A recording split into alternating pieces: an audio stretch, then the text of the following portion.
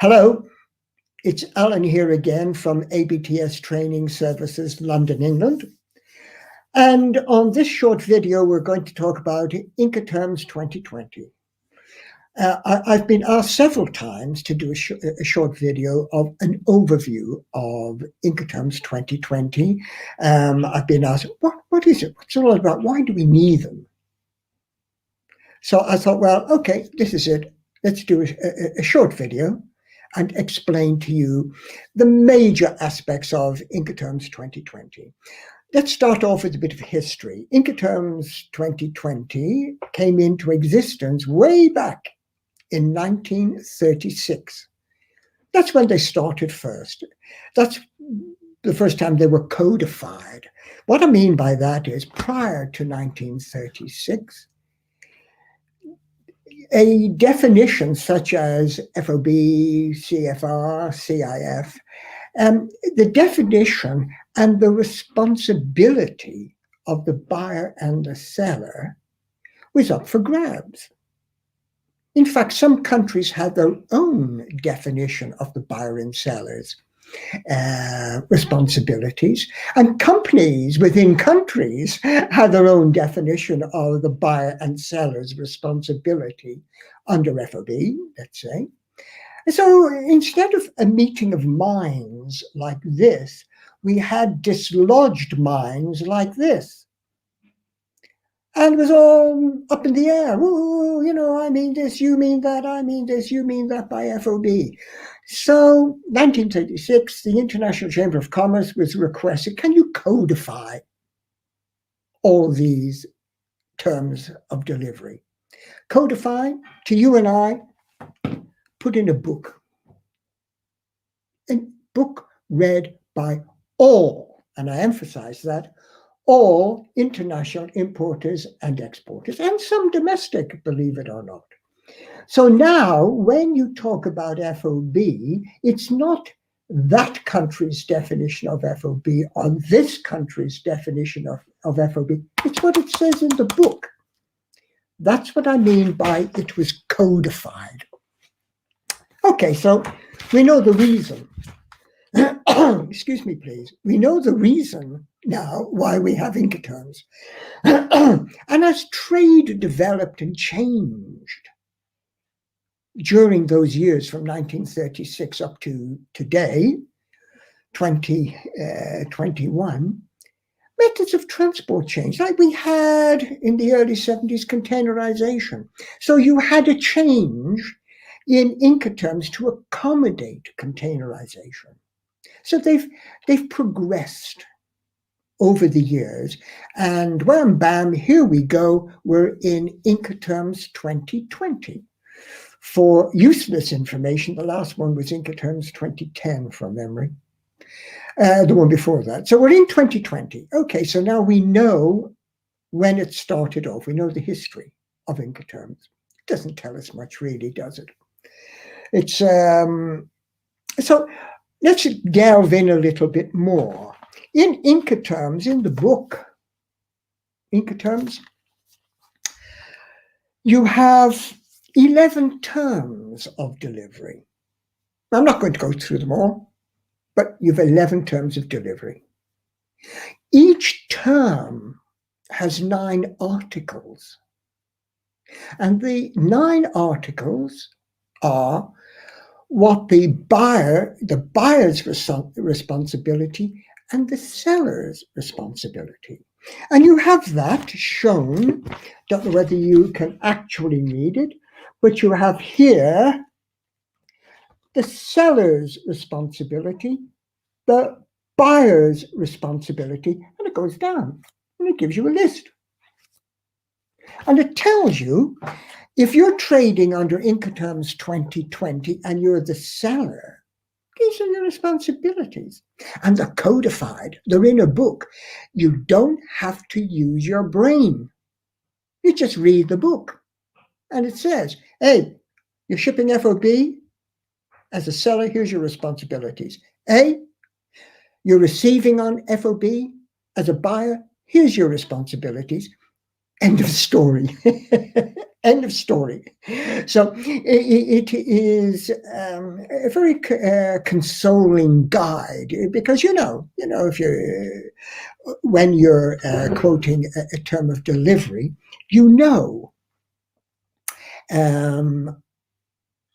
what your responsibilities are. Okay, so let's go on a bit further. We've looked at what Incoterms are. Why do we use Incoterms? As I said, we use Incoterms to stop ambiguity, to stop arguing between the buyer and the seller regarding their responsibilities under that particular term. I know I keep on repeating this, but it's in a book, for goodness sake. You can't go wrong. It's in a book. And you just open the book and you read it, and it tells you, you the seller, you're responsible for this. You the buyer, you're responsible for that. Okay, now there's many in those 9 articles for the buyer and the seller. Covers a heck of a lot in there. So what we are going to do is just look at 3 very, very, very important aspects of Incoterms 2020. Now, before we do that, I'm just going to set the scene, so to speak. I'm shipping to you, and you have asked me, please quote CIF Djibouti, Northeast Africa, Djibouti, the port of Djibouti. Okay, subject to Incoterms 2020. Good. Now let's just roll back a bit from all of this Incoterms.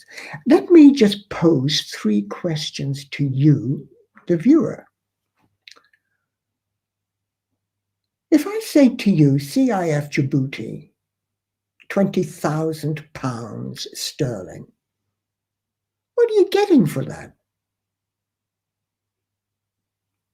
You're getting the goods, but what else are you getting? Am I doing the shipping? Am I doing the insurance? You've got to know that, because you've got to calculate total price. Landed cost, put it another way. How much is it costing your company to get those, my famous cup widgets, to Djibouti? So the very, very first thing is you've got to understand what I have included in my costs. And they have to be non-variable. I can't say, well, it's this, but I'm going to add another little bit. It's got to be, ding, there's the cost. How do I know? How do we both know the exact cost? Because it is in Incoterms. It tells you the cost. What, not the cost of the goods, that's up to the seller, but what he has to include in his quotation and eventually their invoice for CIF Djibouti. So that's laid to rest. It's written in stone. You know, as a buyer, okay, Alan has said to me CIF Djibouti. Now, £20,000. Yeah, it's a good deal because he includes in that the following. And I really only have customs clearance, import duty, local VAT, and delivery to my warehouse. Good deal. I'll go for that. So it shows you the division of cost. Who pays for what under the term you're using? The division of cost. Okay. Here's something else I bet you never thought about. When you're buying and the goods arrived damaged and they're not insured, who's responsible? Very good question. Now, the only time anybody asks this, trust me, in all the years I've been in international trade, nobody asks this question before it happens. They always ask it after it happens. And they all go, no, it's your fault. No, it's your fault. The world doesn't work like that. We've just seen the division of cost, which Incoterms 2020 tells you. Now we're going to look at where does the risk pass from the seller to the buyer. And you can't just say, maybe here, maybe there. No, this has got to be crystal clear. The risk passes here, subject to Incoterms 2020. Both parties must be very, very aware of that. We've just seen both parties must be aware of what am I getting for my money and who pays for what. Now we've got to ask, what happens if this consignment is damaged? Who, as the buyer, who do I look to for recompense? I better have a quick look in my Incoterms 2020. You whip this out of your desk, you flick through it until you come to your particular term of delivery that you're trading under, and you go down. If you're the seller, you go down seller's obligations. And it will tell you very, very, very straightforward under a heading called risk, transfer of risk. And it will tell you the risk passes from the buyer to the seller at this point, whatever that point is. So this is the essence of using Incoterms 2020 to get the precise cost or the division of the cost, what the buyer pays for, what the seller pays for. The risk point, where in the journey from the seller to the buyer, where does the risk transfer from the seller to the buyer? Very, very important. And the third point is, where are the goods delivered to? Now you might think, well, what's a big deal about that, where the goods are delivered to? You, the seller, must know the precise place where you, the buyer, I think it's an age thing. I get my sellers and buyers mixed up sometimes. So let's do this one again, okay? You, the buyer, got it right this time. You, the buyer, want to know from me, the seller, where am I going to deliver your cargo to? Why? Because you've got to pick up from where I deliver it to. You've got to arrange transport from that point to your warehouse. So you've got to know the precise place. I can't say to you, somewhere in Saudi Arabia, somewhere in Russia. No, I can't say that. I've got to be like a Google map. Bing, bing, bing, bing, bing, bing, bing. Go in until you see the front door of the warehouse, so as to speak, the precise place of delivery. So Incoterms, one of the main reasons, not the only one, I stress, but the main reason that Incoterms is in existence, and I will preempt by saying, I'm saying it's the main reason, me, Alan. The main reason for Incoterms is it shows the buyer and the seller the precise place of delivery, the division of cost, and where the risk passes from the buyer to the seller. That is the fundamental message that Incoterms spits out, tells both parties. Now, added to that, it will tell you if insurance is involved under CIF or CIP, what type of insurance. It will tell the buyer and the seller what they should include in their costs. So it goes more than just place cost risk. But that is the essence of it, place cost risk. And then there's, you get a lot of bang for your bucks, as they say, when you buy Incoterms 2020. Not only does it give you place cost risk, but it tells you lots and lots besides that. I'm just going to leave it. I'm not being flippant about it, but I'm just going to leave it at that. It tells you lots and lots besides that. Okay.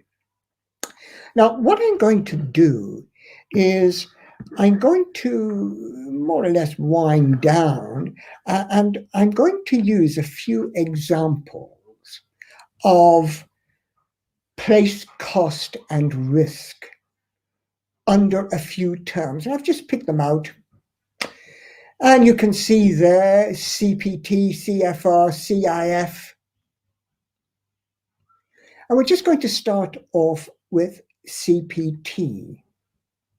And I want you to be very aware of one thing: how the place of delivery shifts and how the place where the risk passes shifts according to the Incoterm 2020 you're using.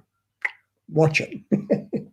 Okay, so what we're going to do is we're going to start off and we look at CPT. Now, CPT is carriage paid to named place of destination. Named place of destination. So CPT, carriage paid to name place of destination. Okay.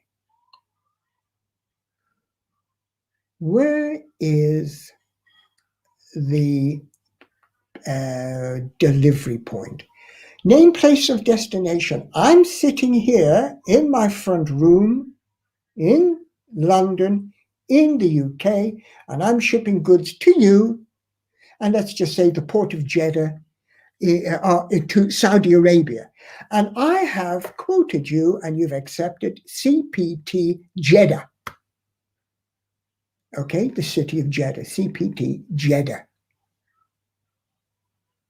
Where's my delivery point? Now, before you put your hand up, please, sir, I'll answer that. Be very careful. Where is the delivery point? It's CPT Jeddah.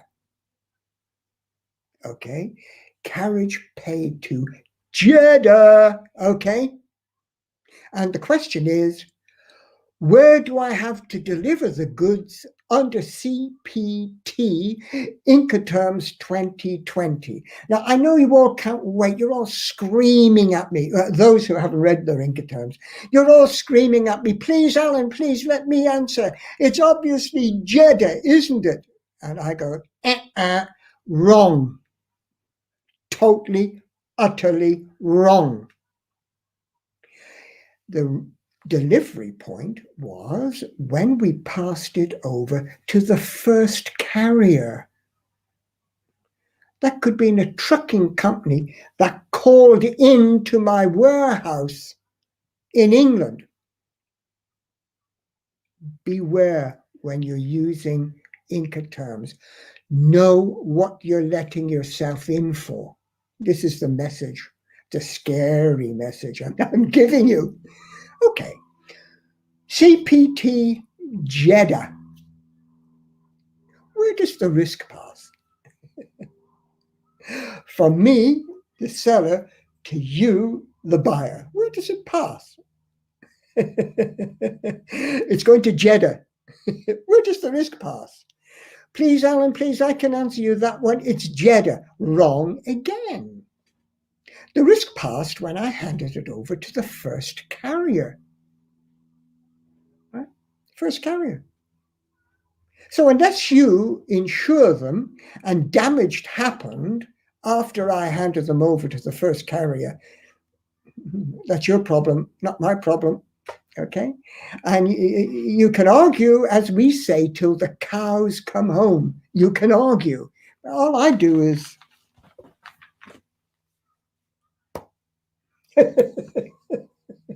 I'd say, read about it under CPT.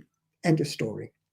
And of course, the division of cost, it tells you under CPT, I, the seller is paying everything up to the point of delivery, excluding your import duty and local taxes and local transport, if there is beyond the CPT point.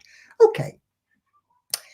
Now, the equivalent to that, or the nearest thing to that, is CFR, cost and freight. Now, CFR is very, very, very, very popular, very popular. You know, so many people use CFR. And, you know, sometimes it's better to use CPT, but we're not doing that on this video. We're not talking about the merits and which one you should use. You're using it. End of story, okay? You're using CFR, cost and freight. CPT was to named destination. CFR is to named port. Get it? Destination, Jeddah. Destination was Riyadh. Port, Jeddah. So CPT Riyadh, CFR Jeddah. Okay. Place of delivery, CFR Jeddah. Place of delivery. I think you're cottoning on to this, aren't you? It's not Jeddah. It's not Jeddah. It's on board the vessel in the port of loading. CPT was when it was collected by the first carrier. Now, for CFR, it's at the port. When I ship the goods to you and I bring them down to the port and put them on board the vessel. So CFR delivery is on board the vessel of the port of export, on board the vessel. Where does the risk pass? You're cottoning on. I think you know by now. The risk passes when the goods go on board the vessel. So I'll let you into a secret. The risk passes always at the delivery point. So where do I deliver it? There. Where is the risk pass? There. Okay, I think you've got that now. Okay, let's have a look at CIF, cost, insurance, and freight. A very, very, very popular, misused sometimes, but there again, I'm not going to go into the nitty-gritty. I'm just using a term of delivery. CIF, cost, insurance, and freight to named port. CIF Jeddah. We just did CFR Jeddah. CIF Jeddah. Now, the difference between CFR Jeddah and CIF Jeddah is the I, insurance. So now I selling to you, I have to insure the goods. Now, insurance is a can of worms, as they say. There's no such thing as insurance. Marine insurance, no such thing. You have to qualify it. What kind of marine insurance? Like all of you out there, you don't just, you wouldn't go to an insurance broker or go online and say, please insure my car. Well, the broker can buy, yeah, certainly, but what kind of insurance? Fully comp, limited mileage, third party, what kind of insurance?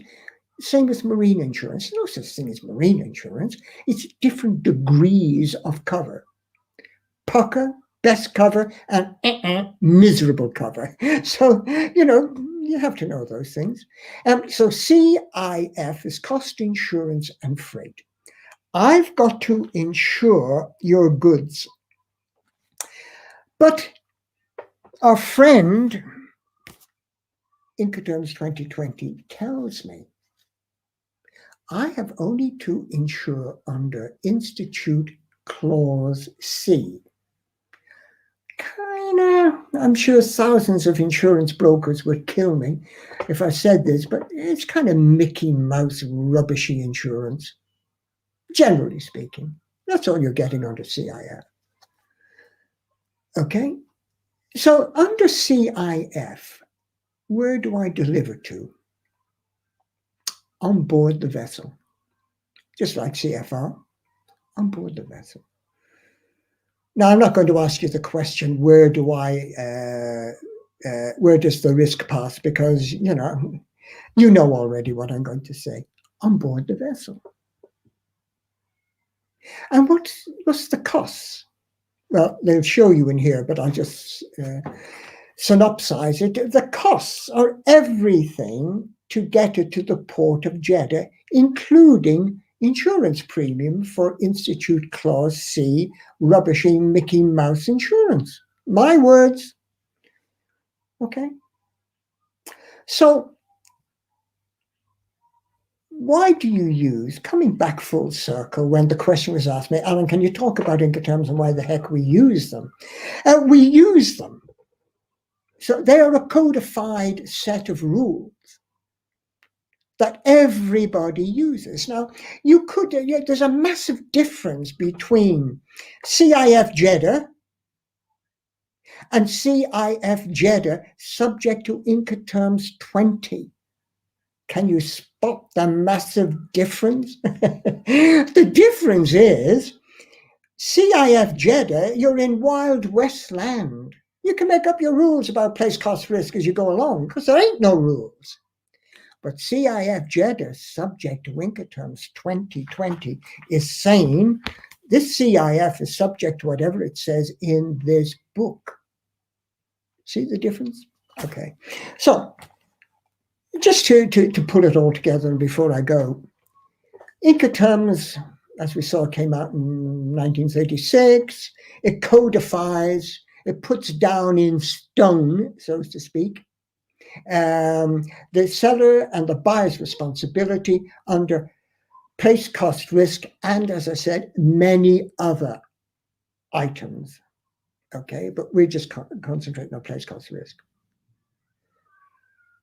I hope you've seen by now that you've got to be very, very, very careful what term as a seller you ask for and what term as a buyer you're going to accept. You mightn't like it. It might be in your favor. I mean, CPT, I like it as a seller because I get rid of the risk and delivery point as the first carrier. You don't like it as the buyer because you have a massive risk. Your risk path is very, very, very, very long. So you've got to be extremely careful. What term of delivery suits me? Another question I'm asked several times is, what term of delivery should I use for my first purchase? That's very popular. And it comes out of our agency course when students ring me up and they say, Alan, just done the course, but I want what term of delivery should I be using? As a first-time buyer, for what it's worth, I will say, if I were you, I'd do CFR or CPT. In other words, let the seller do all the work. You don't need any international trade knowledge. All you have to do is get a clearing agent to clear it through your port of delivery. Now, if somebody said to me, I'm into shipping, I can get brilliant rates, I want to do my own air freight, I want to do my own sea freight, I want to do my own customs clearance, what term of delivery should I use? Well, the obvious one, I say, is Ex Works. Ask them for an Ex Works price in China. The risk would pass there when the goods leave the factory in Beijing or whatever it is. And the risk passes when it leaves the factory in Beijing. But you, as the buyer, would have control over all the logistics and logistics costs. Where under CIF or CPT, the seller has control over the logistics and the logistics costs. So without confusing the issue, I want you to be very, very, very clear. Pick your Incoterm wisely. only use the ones you're comfortable with, that you fully understand, that you can comply with. And don't be, as a buyer or seller, don't be pushed into using a term that just doesn't fit in with the way you work. It just doesn't fit in. Okay, I'm going to finish there. As I said, the whole idea was just to give you what the heck are Incoterms. And I've used a couple of Incoterms to explain the main reason: place, cost, risk. I would ask you if, as I said at the beginning, I would say to you, if you are trading seriously as a buyer or a seller, or starting up your own freight forwarding business, you have to have Incoterms 2020. Now, first of all, when it comes to costs, you just go online. You get it from the International Chamber of Commerce. You can go online and you can get it. You can get it usually from your local Chamber of Commerce. Not much. In England, you can translate it into your own currency, but in England, it's about £45. You cannot get it free on the internet. You can get a lot of Incoterms free on the internet as part of training companies like ourselves, giving you a little glimpse of it, or a freight forwarder will give you a glimpse of it, but you can't get it free. You got to buy it. And believe me, I don't get commission from the International Chamber of Commerce. So go out and buy it. Do yourself a big favor. Go out and buy Incoterms. Read it. Understand it. Understand your responsibilities under the term you are going to trade, or terms you are going to trade under. So I'm going to finish here now. And just to remind you that ABTS Training Services, we run courses. And our import-export course, which is by far the most popular, has a whole module. It's module 1. Devoted to Incoterms and teaching you how to use Incoterms in great detail. So any of you who want to follow a career in international trade, I would say our course is pretty good. Look at what people say about it. I can tell you it's wonderful. Of course I'm going to tell you it's wonderful. Read what people say about it. But if you really want to get stuck into Incoterms, you can do it combined as part module 1 of our import-export course. And if you're studying our other courses, which is starting up your own agency, commission agent, stockist agent, etc., or our letter of credit course, Incoterms comes into every one of those. It's unavoidable in international trade. So I'll say goodbye to you. Please get your head around Incoterms. And if you want it in more detail, there we go. Go on to our website, as you can see it there. And or if you want to have a chat with me before you join up, please do so. Just go to the website and click on Contact Us, and I'll be only too happy to have a chat with you. Okay.